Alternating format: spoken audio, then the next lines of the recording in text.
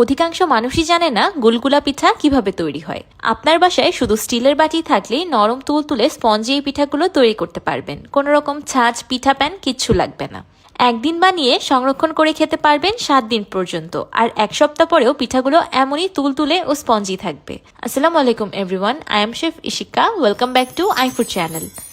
গুলগুলা পিঠা বানানোর জন্য আমি প্রথমে একটি মিক্সিং বলে দিয়ে দিলাম 1 কাপ চালের গুঁড়ো আর 1 কাপ সুজি।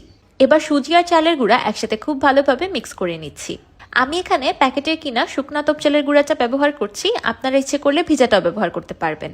আর সুজিও আমি কাঁচাই ব্যবহার করেছি, আগে থেকে ভেজে নেইনি। এবার অ্যাড করে দিলাম 1 কাপ টক দই। টক দইটাকে শুকনো উপকরণের সাথে খুব ভালোভাবে মিক্স করে নিব। এবার অল্প অল্প করে দুধ অ্যাড করে পিঠার ব্যাটারটাকে তৈরি করে নিব। যেহেতু সব আটা, ময়দা, সুজির শোষণ ক্ষমতা একরকম থাকে না, তাই অল্প অল্প করে দুধ অ্যাড করে ব্যাটারটা তৈরি করতে হবে। যেমন আমি এখানে শুকনো চালের গুঁড়াটা ব্যবহার করেছি, তাই আমার লিকুইডের পরিমাণটা একটু বেশি লাগছে। আপনারা যদি ভিজা চালের গুঁড়াটা ব্যবহার করেন তাহলে লিকুইডের পরিমাণ কম লাগবে। আমি এখানে 1/4 কাপ করে 4 বার দুধ অ্যাড করেছি, তার মানে পিঠার ব্যাটারটা তৈরি করতে আমার 1 কাপ দুধ প্রয়োজন হয়েছে।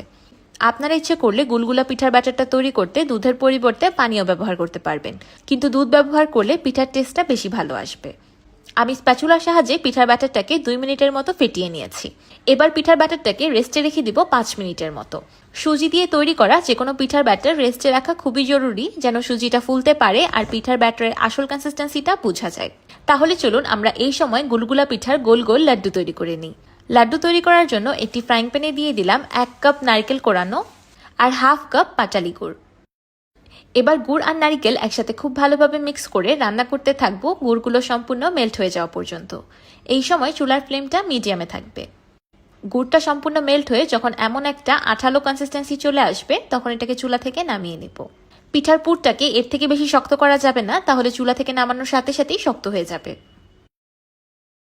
আমি মিশ্রণটাকে সম্পূর্ণ ঠান্ডা করে এমন ছোট ছোট গোল গোল লাড্ডু বানিয়ে নিয়েছি। এইদিকে পিঠার ব্যাটারটাও রেস্ট হয়ে গিয়েছে। দেখতেই পাচ্ছেন সুজিটা ফুলে আগে থেকে পিঠার ব্যাটারটা কতটা ঘন হয়ে গিয়েছে। এই পর্যায়ে যদি আপনাদের পিঠার ব্যাটারটা এর থেকে বেশি ঘন হয়ে যায়, তাহলে আরেকটু দুধ অ্যাড করে কনসিস্টেন্সিটাকে অ্যাডজাস্ট করে নিতে পারেন। এবার পিঠার ব্যাটারে দিয়ে দিচ্ছি 1/2 চা চামচ লবণ আর 1 কাপ নারকেল কোড়ানো। তাজা নারকেল কোড়ানো অ্যাড করার ফলে এই গুলগুলা পিঠার স্বাদটা 1000 গুণ বেড়ে যাবে, তাই চেষ্টা করবেন নারকেল কোড়ানোটা অবশ্যই ব্যবহার করতে। এবার দিয়ে দিলাম 1/2 চা চামচ বেকিং সোডা। এটাকেও পিঠার ব্যাটারির সাথে খুব ভালোভাবে মিক্স করে নিব। বেকিং সোডা অবশ্যই একদম লাস্টে অ্যাড করতে হবে। আপনাদের হাতের কাছে যদি বেকিং সোডা অ্যাভেলেবেল না থাকে, তাহলে আপনারা এখানে 1 প্যাকেট ইনো ব্যবহার করতে পারেন। পিঠার ব্যাটার পারফেক্টলি ডান। এবার পিঠাগুলো তৈরি করার পালা। পিঠাগুলো তৈরি করার জন্য আমি 7টি স্টিলের বাটি নিয়ে নিয়েছি।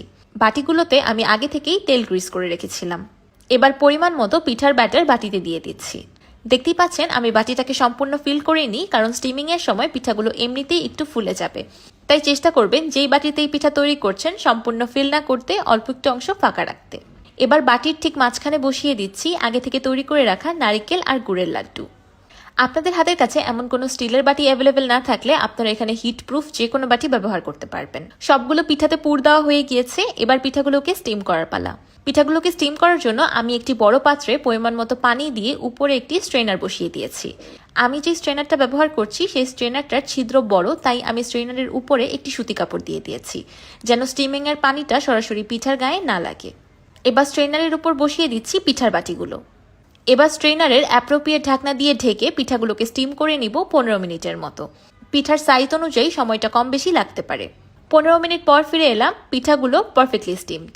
একটি টুথপিকের সাহায্যে চেক করে নিচ্ছি পিঠাগুলো পারফেক্টলি হয়েছে কিনা। যদি এই সময় পিঠাটা একটুও কাঁচা থাকে, তাহলে আরও 5 মিনিট স্টিম করে নিলেই হয়ে যাবে। এখন আমি পিঠাগুলোকে ডিমোল্ড করে নিচ্ছি। হাতের উপর বাটিটাকে উল্টো করলেই পিঠাগুলো খুব সহজেই ডিমোল্ড হয়ে যাবে। মাশাআল্লাহ, দেখতেই পাচ্ছেন কত দারুণ সুন্দর পিঠা তৈরি হয়েছে।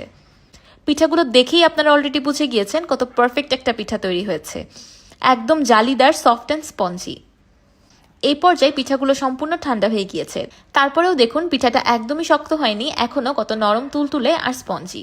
আমার এই পিঠার রেসিপিটা এতটাই পারফেক্ট যে এই রেসিপিতে পিঠা তৈরি করলে আপনি যতবার তৈরি করবেন ততবারই পারফেক্ট হবে। যে কোনোদিনও পিঠা বানায়নি সেও আমার এই রেসিপিটা ফলো করে পিঠা তৈরি করতে পারবে ইনশাআল্লাহ। আমি একটি পিঠা কেটে দেখাচ্ছি যে ভিতর থেকে কেমন হয়েছে। শীতের সকালে বা বিকালে গরম গরম ধোয়া ওঠা এমন গুলগুলা পিঠা হলে আর কিছুই লাগবে না। এই গুলগুলা পিঠাগুলো আপনারা একদিন বানিয়ে সংরক্ষণ করে খেতে পারবেন 7 দিনের মতো। যদি প্রতিবারই গরম গরম পিঠার স্বাদ নিতে চান তাহলে খাওয়ার আগে পিঠাগুলোকে একটু ভাপ দিয়ে নিলেই আবারও আগের মতো গরম হয়ে যাবে। আমার আজকের এই গুলগুলা পিঠার রেসিপিটি আপনাদের কাছে কেমন লাগলো আমাকে অবশ্যই কমেন্ট করে জানাবেন। ভিডিওটি ভালো লাগলে একটি লাইক দিবেন আর আমার চ্যানেল সাবস্ক্রাইব করে আমার চ্যানেলের পাশেই থাকবেন। আল্লাহ হাফেজ।